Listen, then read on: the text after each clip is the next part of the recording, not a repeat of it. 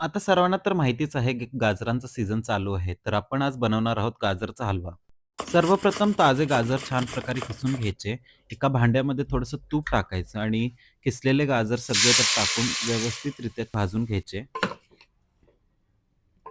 गाजराचा थोडासा colour change व्हायला लागला, की मग त्यामध्ये थोडं गरम दूध आणि साखर टाकायची.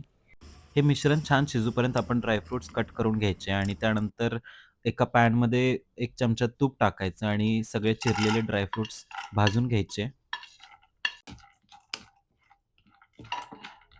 आपले मिश्रण छान शिजलेले आहे, तर त्यामध्ये थोडेसे वेलची पूड टाकायची. तुपामध्ये फ्राय केलेले अर्धे ड्रायफ्रुट्स आपण त्यामध्ये टाकायचे आणि वर-खाली करून सगळं मिक्स करून घ्यायचं व्यवस्थित. 1 वाटी खवा ॲड करायचा. संपूर्ण मिश्रण हलवून घ्यायचे आणि थोडं 5-10 मिनिटं शिजू द्यायचं. आता तुम्ही पाहू शकता, की आपला स्वादिष्ट गाजराचा हलवा खाण्यासाठी रेडी आहे. जर ही रेसिपी आवडली असेल, तर व्हिडिओला लाईक आणि शेअर करा आणि अशाच नवनवीन रेसिपींसाठी फॉलो आणि सबस्क्राईब नक्कीच करा.